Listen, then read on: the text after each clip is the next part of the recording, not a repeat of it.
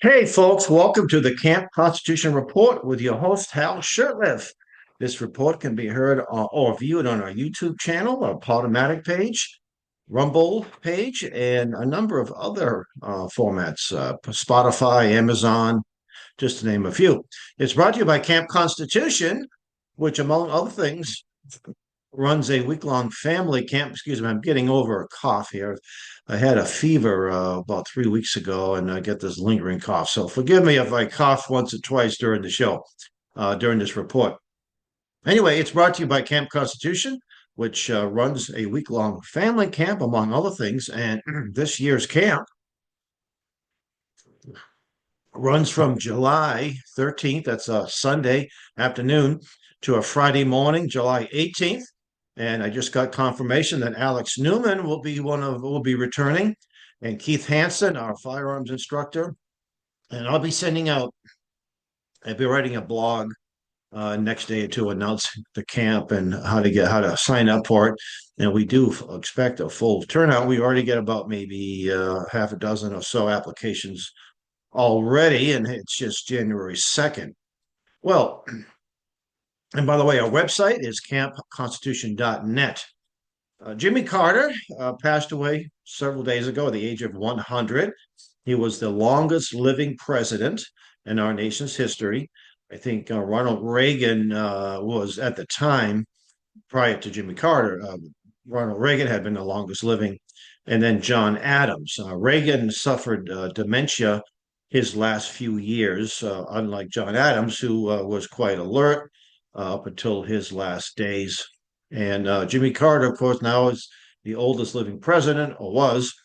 And in the wake of his passing, many people are singing his praises. Now, you expect this from those on the left, Jimmy Carter was a committed leftist, make no question about that. But what surprised me, and I guess it really shouldn't surprise me, there's a number of conservatives. They'll say, well, Jimmy Carter was a terrible president, but he was a great humanitarian. That's sort of the narrative. Well, I know a little bit too much about Jimmy Carter, living through his administration, and then looking back on his history and even recent history to say that he probably wasn't the best. He wasn't a great humanitarian. A lot of that was for show, in my opinion. I'm not comparing him to Al Capone, but Al Capone had food pantries and food kitchens, soup kitchens during the Depression. That doesn't make him a good man. Now, I'm not comparing him to Al Capone, but unfortunately, he did some things far worse than Al Capone as a political leader. Uh, so I wrote an article it's on our camp blog. I just did it yesterday, and it's called "Charlie Kirk Wrong About Jimmy Carter." Now, Charlie Kirk is the founder and head of Turning Point USA. Charlie Kirk does a lot of great work. I'm not here to obviously diminish his work, his efforts. He played a key role in this last election, he and his organization. I have friends that are involved with his organization. They knocked on thousands of doors around the country, especially in what we call the swing states. And in fact, one of our camp instructors and attendees over the years was works for Turning Point, and she did Sarah Krutoff. And again, Charlie Kirk has done a lot of great work. He got people to register to vote in Pennsylvania and around the country. He goes on college campuses and engages the left wing students, and I'm sure gets them thinking. And meanwhile, he's a great inspiration. He's very knowledgeable on many issues. But he recently posted one about Jimmy Carter. And I know you're not supposed to talk ill of the dead. That's an old maxim. But it's one thing to talk ill, and the other thing is to say disinformation. And I don't think Charlie Kirk knows this information that I provided. That's probably why he said that. And I know even Donald Trump had to say some positive things, one president to an ex-president. So he put this. I think it was on X. It may have been on another social media format, but he said this: Jimmy Carter represents a type of Democrat that no longer exists. Christian, loving husband, and a true patriot. He was objectively an awful president, but he loved America and never intentionally tried to do it harm. America could use more Democrats like him. While he was a loving husband, I don't disagree with that, and an awful president, we agree with that. Everything else Charlie Kirk said about him is wrong. I agree with Charlie on many issues, appreciate his work in college, I should say on college campuses, and the role he took in getting young people to the polls. But he got this wrong. He is not alone. He is not alone, however. Many conservatives have expressed similar sentiments. They look at his work with Habitat for Humanity while overlooking his record in his unwavering support for the globalists in the Democrat Party. And let me back up. Now, Habitat for Humanity, I did a little research just before I wrote this article. I didn't include it in the article. Now, Jimmy Carter, being a committed leftist, he would not get involved with, say, a Christian conservative organization that does great work. So, and Habitat for Humanity, and they do some good work. I'm not just, but I did a little research and I discovered that their CEO is a member of the Council on Foreign Relations and has ties. He either worked for Goldman Sachs. And if you know about Goldman Sachs is a big promoter of DEI and promoting Agenda 21. So it doesn't, it sort of makes sense that Carter would not be involved with an organization that was Christian. And it was founded by a Christian couple back in the 70s. But, a lot of organizations tend to lose their way as time goes on. And I think that might be the case. So with Habitat for Humanity. And also, I checked and saw that it was again founded by Christians. The only board of directors member who is a clergy is based in Atlanta. He's an Episcopal bishop. He's a far leftist. The complete, they're into all of the left wing things. You go to their website, and everything from the homosexual agenda to climate change and all these other things, all being pushed by his church. So it again not unusual for a leftist Christian, or I call them apostate Christians, to be involved with an organization that does not embrace traditional Christianity. So let me continue here. Uh, During the Carter administration, I was a soldier in the U.S. Army.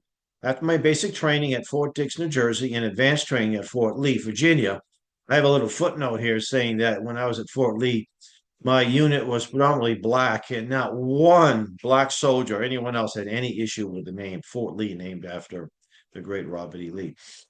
I did a tour of duty in Augsburg, West Germany, no longer called West Germany, in a field artillery unit with nuclear capabilities, followed by a tour of duty at Fort Campbell in the 101st Airborne. Well, they didn't call it DEI back then. We had a mandatory 40-hour race relations class. This was in Germany. The men conducting the class were violent, anti-white. There was a black NCO just using, and there was some ladies present, and he was using nasty comments that gentleman would never, calling one of the gals a bitch. He's trying to just get a reaction, trying to get the reaction. And there was a Green Beret officer forced to attend, walked out in disgust. In the wake of these classes, race relations deteriorated. As a 19-year-old, I concluded that destroying race relations was the goal. So here was a class that's supposed to bring people together, and it divided people. I remember talking about white people this and do all these bad things, and black people did all these good things. And after that, the black kind of distrusted the whites and vice versa. And again, that was, in my opinion, that was the whole reason for it, not to help, but to hurt, just like DEI today. Uh, so also we used to have a monthly battalion formation, usually depending on the weather, sometimes indoors. And at this particular one, there was a group from the Department of Defense, and they were explaining how vastly inferior we were to the Soviet and Eastern Bloc nations. Basically, our equipment was broke down. The training was much better than we got, etc. I asked why they don't tell this to Congress and the president. My question was never answered. But a senior NCO said to me, he was a E8, why don't you chase German girls, drink beer, do your time, and don't worry about these things? And I told him, I says, well, I'm a patriotic American. I have to be worried about it. So years later, I learned that Carter's national security advisor, Zbigniew Brzezinski, the father of Mika, advised Carter that if the Soviets attacked NATO, let them have half. I was in that half that he was happy to give the Soviets. So When I left Boston for my military service, the cost of renting a decent bedroom apartment in my neighborhood was about $125 to $175 a month. When I left the Army in 1980 and returned home, the cost of a one bedroom apartment tripled. While all the blame cannot be laid upon Carter, his economic policies had led to double-digit inflation and economic stagnation. The term stagflation was popularized during the Carter administration. They also had something called the misery index, which was and it was like 20%. While the media convinced voters that Jimmy Carter was an outsider, he was a charter member of the Trilateral Commission, an organization dedicated to global government and an American last policy. Carter filled his cabinet with both Trilateral Commission and Council on Foreign Relations members. Carter's international policy, led by Zbigniew Brzezinski, the ultimate deep state, was an unmitigated disaster for the U.S. and its allies. Brzezinski had a love affair with Marxism. He remarked that Marxism is simultaneously a victory of the external active man over the inner passive man and a victory of reason over belief. And that was said in his book, Between the Ages, the United States and the Technotronic Era. Carter betrayed the Shah of Iran that led to a takeover by radical Islamists and the taking of American hostages. We are still paying for that disaster. The Carter administration supported sanctions against Rhodesia, now Zimbabwe, which helped communist terrorist Robert Mugabe into power. Carter betrayed Somoza in Nicaragua, paving the way for the communist Sandinista to take over of that once vibrant nation. He cut formal diplomatic relations with Taiwan in favor of diplomatic relations with communist China. And by the way, there were plenty of Republicans like George Bush and Nixon and Kissinger pushing the same agenda. Perhaps his most destructive foreign policy was the giving of the Panama Canal to dictator Omar Torrijos. A provision in the treaty gave Panama millions of dollars to take the canal built by U.S. taxpayer money. Panama used a good portion of that money to pay off loans to the U.S.-based Marine Midland Bank. That bank merged with another one. It's no longer the Marine Midland Bank. While his administration was supporting our enemies, he slashed the U.S. military budget, opposed the B-1 bomber, the MX missile, and the development of the neutron bomb. He supported the SALT II Treaty. SALT stands for Strategic Arms Limitation Treaty. SALT II Treaty with the Soviet Union, while acknowledging that the Soviets had violated the SALT I Treaty. He also vetoed the construction of new aircraft carriers. As mentioned above, his military embraced an early version of DEI with the mandatory race relations classes, which helped to further erode morale. Carter's domestic policies were not much better. His support of increase in the minimum wage led to high unemployment, mainly for blacks. While promising not to raise taxes for working families, he promptly supported tax policy that led to high inflation. His windfall profit tax on crude oil led to a huge increase in the cost of gasoline, while discouraging domestic production. He supported a tax on imported oil and a tax increase on gasoline. Thankfully, these two measures were defeated. While calling himself a born-again Christian, he supported abortion while president and so-called same-sex marriage in later years. He and all of the other ex-presidents came out in support of the job-killing and unconstitutional NAFTA agreement. He was a die-hard Democrat, never wavering in his support for the destructive policy of the Democrat Party. His last political act was voting for Kamala Harris. The late Congressman Larry McDonald ran an open letter to Carter in the New York Times, listing his disastrous policy and concluded, "You either know what you're doing or not. You either know what you're doing or you don't know what you're doing." It is my opinion, based on the facts, that he did indeed know what he was doing. He wasn't a patriot who loved America and never intentionally intended to harm America. Based on his support for abortion, same-sex marriage, and the entire agenda of the Democrat Party, I would have to seriously question his commitment to Jesus Christ. I do, however, hope that he repented of his sins and is now in the presence of the Lord. In 1980, Gary Allen authored a detailed article on Carter entitled The Background and Record of Jimmy Carter. And I have a link to that article, which I will put in the description of the video down below. Or you can just visit our website where it says downloads, click on the very last, it will say more, and it will take you to the Gary Allen collection. So there you have it. Jimmy Carter was not the great humanitarian. He was a terrible president. I think Biden will go down as a worse president than Carter, but Carter will definitely go down as one of the worst presidents. And again, I do hope that he had made his peace with God and he is in the presence of the Lord. I don't wish eternal damnation on anybody. And with that, I want to thank you for watching or listening. You've been watching and listening to Camp Constitution Report with your host, Hal Shurtleff.